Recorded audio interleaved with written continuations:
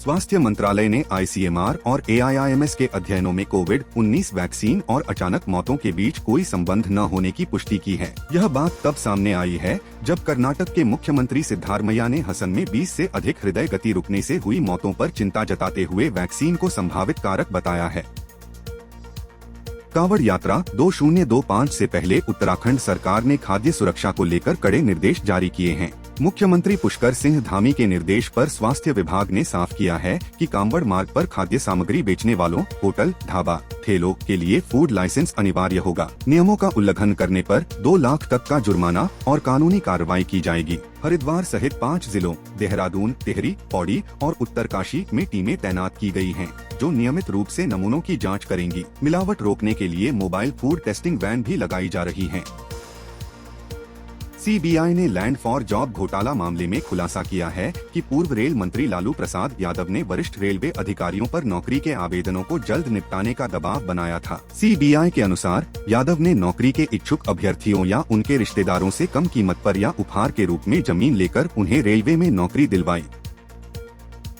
वरिष्ठ कांग्रेस नेता अजय कुमार अपने बयान के चलते विवादों में घिर गए हैं। उन्होंने कांग्रेस मुख्यालय में प्रेस कॉन्फ्रेंस के दौरान सिक्किम को पड़ोसी देश बता दिया। उनके इस बयान पर भाजपा ने तीखा हमला बोला और सिक्किम का अपमान बताया। भाजपा के राष्ट्रीय प्रवक्ता शहजाद पूनावाला ने कांग्रेस की सोच की तुलना जिन्ना से की। विवाद बढ़ने पर अजय कुमार ने सफाई दी कि उनकी जुबान फिसल गई थी और उन्होंने अपने बयान के लिए माफी मांगी।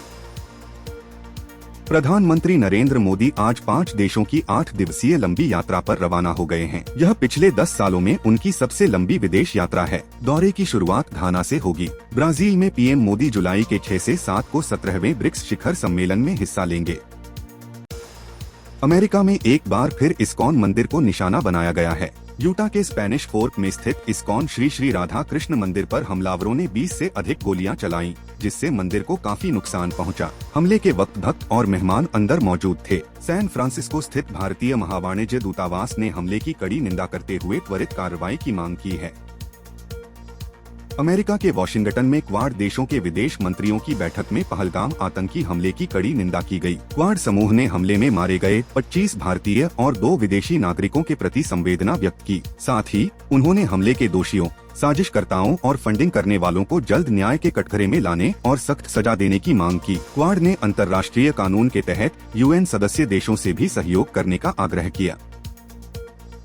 बांग्लादेश के ठाकुरगांव जिले में स्थानीय गैंगस्टर शाहिदुल इस्लाम और हिंसक कट्टरपंथी भीड़ ने हिंदू घरों और मंदिरों पर हमला किया। देवी मनसा की मूर्तियों से तोड़फोड़ हुई और कई घर जला दिए गए। पीड़ितों ने बताया कि जमीन पर कब्जा करने के उद्देश्य से यह हमले किए गए थे और उन्हें इलाका खाली करने की धमकी भी दी गई। एक हिंदू संगठन ने हमले का वीडियो सोशल मीडिया पर साझा किया है। अमेरिकी राष्ट्रपति डोनाल्ड ट्रंप ने पुष्टि करते हुए कहा है कि भारत और अमेरिका जल्द ही बहुत कम शुल्क वाला एक व्यापार समझौता करेंगे। वॉशिंगटन में दोनों देशों के बीच बातचीत अंतिम दौर में है, जिसमें भारत ने कृषि क्षेत्र को लेकर बड़ा रुख अपनाया है। दोनों पक्ष 9 जुलाई की समय सीमा से पहले एक अंतरिम समझौते को अंतिम रूप देने की कोशिश कर रहे हैं। अमेरिकी राष्ट्रपति डोनाल्ड ट्रंप ने हमास से इजराइल के साथ 60 दिवसीय युद्ध विराम के अंतिम प्रस्ताव को स्वीकार करने की चेतावनी दी है। ट्रंप ने कहा कि इजराइल इस समझौते पर सहमत है, जिसे कतर और मिस्र के लोग हमास को सौंपें। उन्होंने चेतावनी दी कि यह हमास के लिए सबसे अच्छा प्रस्ताव है और उम्मीद जताई कि अगले सप्ताह तक बंधकों की रिहाई से जुड़ा युद्ध विराम समझौता भी हो सकता है।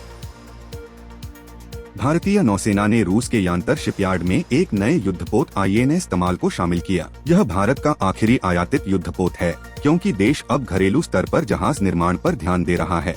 वाइस एडमिरल संजय जयसिंह ने इसे भारत और रूस रक्षा संबंधों का प्रतीक बताया। इस्तमाल सितंबर में मुंबई के पश्चिमी बेड़े में शामिल होगा। केंद्रीय मंत्रिमंडल ने लगभग 1 लाख रुपए करोड़ के बजट के साथ रोजगार लिंक्ड इंसेंटिव ELI योजना को मंजूरी दी है, जिसका लक्ष्य 2 वर्षों में 3.5 करोड़ से अधिक नौकरियां सृजित करना है। इसके साथ ही अनुसंधान, विकास और नवाचार RDI योजना को भी मंजूरी दी, जिसमें निजी क्षेत्र में रिसर्च और इनोवेशन को बढ़ावा देने के लिए 1 लाख रुपए करोड़ का फंड बनेगा। इस योजना के तहत कम ब्याज दर पर पैसे उपलब्ध कराए जाएंगे। केंद्रीय मंत्रिमंडल से राष्ट्रीय खेल नीति 2025 को भी स्वीकृति मिली है, जिसका उद्देश्य 2036 ओलंपिक के लिए भारत को तैयार करना है। असम पुलिस ने राज्य भर में अवैध बीफ गौमांस की बिक्री के खिलाफ बड़ा अभियान चलाया है। असम मवेशी संरक्षण अधिनियम 2021 के तहत मंदिरों और हिंदू बहुल इलाकों के पास बीफ की बिक्री पर प्रतिबंध है। इस अभियान के तहत गुवाहाटी सहित कई जिलों में छापेमारी कर पक्का और कच्चा बीफ जब्त किया गया है। इसमें अब तक कुल 133 लोगों की गिरफ्तारी की गई है। मुख्यमंत्री हिमंता बिस्वा शर्मा ने कानून तोड़ने वालों के खिलाफ कड़ी कार्रवाई जारी रखने के निर्देश दिए हैं। सीबीआई ने छत्तीसगढ़ के रावतपुरा इंस्टीट्यूट से जुड़े एक रिश्वतखोरी मामले में 3 डॉक्टरों सहित 6 लोगों को गिरफ्तार किया है। ये सभी मेडिकल कॉलेजों को अनुकूल रिपोर्ट देने के बदले रिश्वत लेते रंगे हाथ पकड़े गए थे। सीबीआई ने इस कार्रवाई के बाद 6 राज्यों में 40 जगहों पर छापेमारी की और अब चिकित्सा शिक्षा क्षेत्र में बड़े भ्रष्टाचार की जाँच कर रही है। सुप्रीम कोर्ट ने अपने कर्मचारियों के लिए पहली बार आरक्षण नीति लागू की है। 23 जून 2025 से प्रभावी इस नीति के तहत नियुक्तियों और पदोन्नति में एससी के लिए 15% और एसटी के लिए 7.5% कोटा तय किया गया है। यह कदम मुख्य न्यायाधीश BR गवई के नेतृत्व में उठाया गया है।